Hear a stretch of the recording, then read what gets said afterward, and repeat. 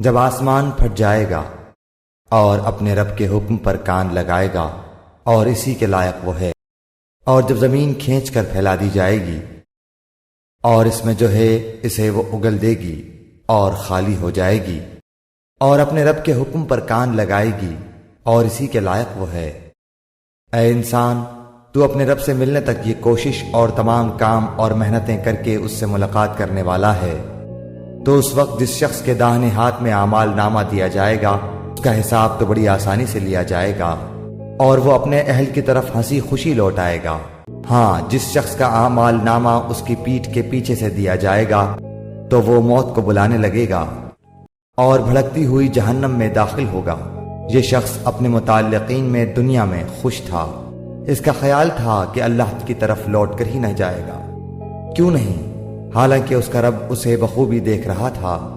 مجھے شفق کی قسم اور رات کی اور اس کی جمع کردہ چیزوں کی قسم اور چاند کی جبکہ وہ کامل ہو جاتا ہے،